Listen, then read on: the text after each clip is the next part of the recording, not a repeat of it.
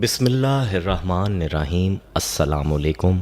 मकतब TV के देखने और सुनने वालों को दिल की था गहराइयों से खुश आमदीद कहते हैं। दोस्तों, आप सल्लल्लाहु अलैहि वसल्लम का मुबारक इरशाद है कि जो जिक्र करने वाला है और जो जिक्र नहीं करने वाला है उसकी मिसाल जिंदा और मुर्दा की सी है। यानी जिक्र करने वाला जिंदा है और जिक्र ना करने वाला मुर्दा है।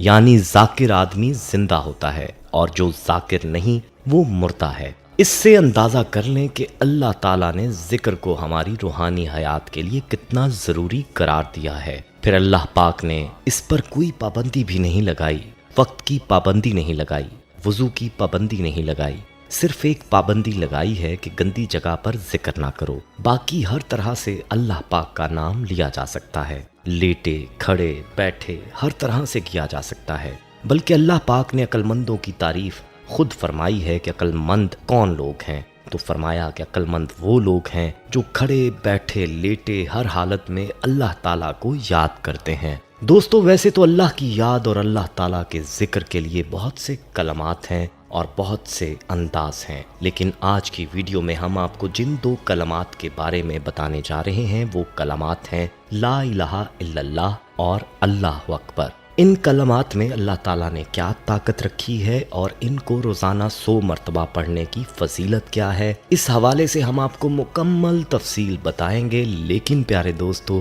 इससे पहले कि आपको ये तफसीलात बताएं, आपसे गुजारिश है कि अपने चैनल मकतब टीवी को सब्सक्राइब कर लें और घंटी का बटन भी दबा दें ताकि आने वाली वीडियोस भी आपको नोटिफिकेशन के जरिए मिलती रहें। जज़ाकल्लाह। दोस्तों, बढ़ते हैं आज के मौजू की जानिब। हम आपको इन कलामात को 100 मरतबा पढ़ने की फजीलत भी बताते हैं, लेकिन इससे पहले कि आपको मुख्तसरन कलमा तैयबा की फजीलत बताते हैं। याद रहे कि कलमा तैयबा ला इलाहा इल्लल्लाह को कलमा तौहीद भी कहते हैं और इस कायनात में सबसे अजीम कलमा तौहीद है, क्योंकि कलमा तौहीद ही कलमा तकवा है। दीन की बुनियाद और ईमान का बुनियादी रुकन है। कलमा तौहीद ही वो कड़ा है जिसे थामने वाला निजात पा जाएगा।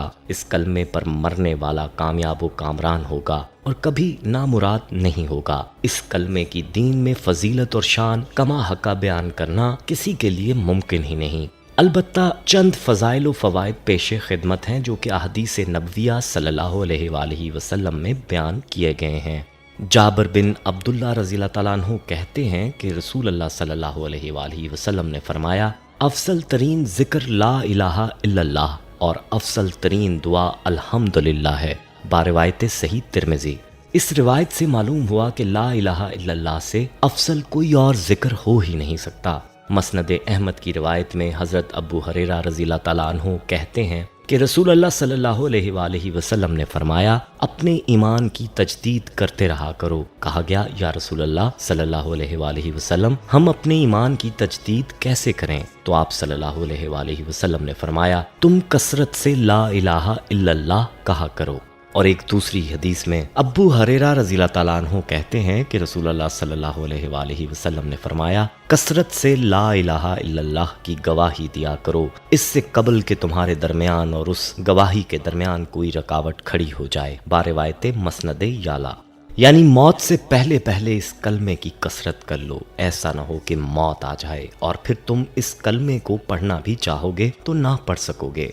दोस्तों, जैसा कि पहले भी बताया कि ये कलमा तौहीद है और तौहीद के बराबर कोई चीज़ नहीं है, क्योंकि अकीदा तौहीद ही ईमान व कुफर के दरमियान तफरीक करता है। नेज़ इस कलमे की बिना पर इंसान का दिल अल्लाह ताला के करीब तरीन हो जाता है। इसमें गैर अल्लाह की नफ़ी है। तज़किया नफ्स के लिए इसका कोई सानी नहीं, बातन की सफाई के लिए इसका कोई नज़ीर नहीं, रूह की नफसानी बुराइयों से पाक करने के लिए मुनफरिद मुकाम रखता है और शैतान को इंसान से दूर भगा देता है। चनाचे अहले दुनिया में से कामयाब तरीन वही शख्स है जो इस कलमे को हर ज़मान व मकान में कसरत से अपनी ज़बान पर जारी रखे। इस कलमे के विर्द से उसकी ज़बान थकान महसूस ना करे और दिल बोझल ना हो। नेज़ इस कलमे के मानी जहन नशीन करे और मकासद दिलो दिमाग में हाजिर रहें। दोस्तों, याद रहे कि अगर कोई शख्स अपने हर सांस के साथ ये कलमा कह सके तो हकीकी कामयाब वही है और ऐसे शख्स को मार्फत इलाही हासिल होगी और ऐसी रूहानी ताकत उसको नसीब होगी जिससे वो ईमान और यकीन की लज्जत महसूस करेगा। اس کو اللہ کے ہر حکم میں لذت محسوس ہوگی، اس کے ایمان کو نور نصیب ہوگا، اور جب بھی وہ اللہ کی بات کرے گا تو دوسرے بھی اس کی ایمانی کیفیت سے مستفید ہوں گے۔ یہ ہے کلمے کے ورد کی طاقت۔ ابن حجر حیتمی رحمۃ اللہ کہتے ہیں جن اذکار کو شریعت میں کسی بھی زمان و مکان کی قید سے آزاد رکھا ہے ان میں سے افضل ترین تلاوت قرآن ہے، اور اس کے بعد لا الہ الا اللہ کا ورد ہے، کیونکہ حدیث میں ہے کہ افضل ترین ذکر لا الہ الا اللہ ہے، باروایت الفتاوی۔ اس کلمے کی فضیلت کا احاطہ کرنا انسانی ذہن کے بس میں نہیں ہے۔ اس کلمے میں اللہ نے کیا طاقت و برکات رکھی ہیں یہ اللہ ہی بہتر جانتا ہے۔ انسان کو اس کی فضیلت سمجھانے کے لیے حدیث نبویہ صلی اللہ علیہ وآلہ وسلم میں مختلف مضمون وارد ہوئے ہیں۔ ایک حدیث میں ہے کہ نبی کریم صلی اللہ علیہ وآلہ وسلم نے فرمایا کہ حضرت نوح علیہ السلام نے اپنے بیٹے کو 2 باتوں کی وصیت فرمائی، ان میں سے ایک بات یہ تھی کہ میں تجھے لا الہ الا اللہ کا حکم دیتا ہوں۔ پھر اس کی فضیلت اس طرح سے بیان فرمائی، 7 آسمان اور 7 زمینوں اگر ایک پلڑے میں اور لا الہ الا اللہ دوسرے پلڑے میں رکھا جائے تو یہ دوسرا پلڑا اس کلمے کی وجہ سے بھاری ہو جائے گا، اور اگر 7 آسمان اور 7 زمینیں ایک بند حلقے میں ہوں تو لا الہ الا اللہ ان کو توڑ دے گا، باروایت مسند احمد۔ دوستو یہ تھے کلمہ طیبہ کے چند فضائل۔ آئیے اب آپ کو بتاتے ہیں کہ اس کلمے کو اور لا الہ الا اللہ کو 100 مرتبہ پڑھنے سے آپ کو کیا حاصل ہو سکتا ہے، تو اس بارے میں یہ روایت ملاحظہ فرمائیں۔ سیدہ ام ہانی بنت ابو طالب رضی اللہ تعالی عنہا بیان کرتی ہیں کہ رسول اللہ صلی اللہ علیہ وآلہ وسلم میرے پاس سے گزرے، میں نے کہا اے اللہ کے رسول صلی اللہ علیہ وآلہ وسلم، میں بوڑھی اور کمزور ہو گئی ہوں، آپ مجھے ایسا عمل بتائیں جو میں بیٹھ کر کر سکوں۔ آپ صلی اللہ علیہ وآلہ وسلم نے فرمایا 100 دفعہ سبحان اللہ کہا کرو، یہ ذکر تیرے لیے اسماعیل علیہ السلام کی اولاد سے ان 100 غلاموں سے بہتر ہے جنہیں تو آزاد کرے۔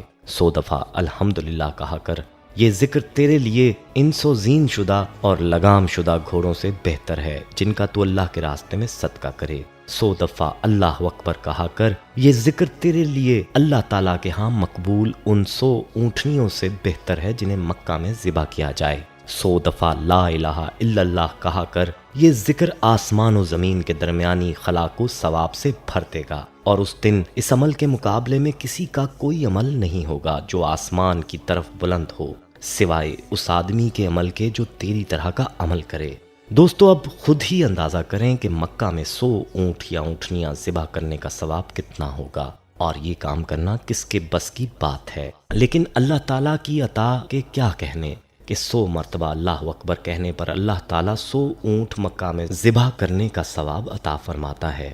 اللہ تعالیٰ کی اس عطا کے باوجود بھی ہم اللہ کے خزانوں سے یہ اجر حاصل نہ کریں تو یہ ہماری اپنی ہی کم نصیبی ہے، اور لا الہ الا اللہ کا ثواب تو اس سے بھی بڑھا ہوا ہے کہ 100 مرتبہ لا الہ الا اللہ کا ورد کیا تو اس کے اجر کے لیے کوئی پیمانہ ہی نہیں کہ جس پیمانے سے اس کا اجر و ثواب بتلایا جائے۔ لہٰذا فرما دیا کہ یہ ثواب زمین و آسمان کے درمیان خلا کو پر کر دیتا ہے۔ یاد رہے کہ 100 مرتبہ لا الہ الا اللہ کا ورد کرنے پر زیادہ سے زیادہ 5 منٹ صرف ہوتے ہیں، اور اس کا اجر اتنا کہ جس کا حساب و کتاب ہی نہیں۔ لیکن ہماری کم نصیبی کہ ہم لوگ اس ثواب کو حاصل کرنے کی کوشش نہیں کرتے۔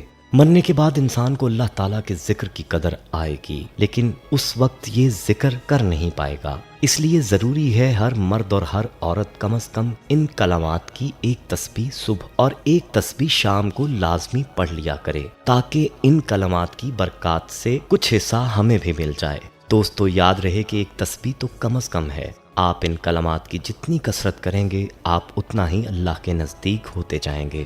ویڈیو پسند آئی ہو تو اسے لائک کریں، کامنٹ میں اپنی رائے دیں، فیس بک، واٹس ایپ اور دیگر سوشل میڈیا ایپس پر اس ویڈیو کو صدقہ جاریہ کی نیت سے شیئر کریں۔ احباب ہمارے ہاں خصوصی دعا کا اہتمام بھی کیا جاتا ہے، اس دعا میں شامل ہونے کے لیے اپنا نام کامنٹ سیکشن میں ضرور لکھیں، ہمیں آپ کے کامنٹ کا انتظار رہے گا۔ اللہ حافظ۔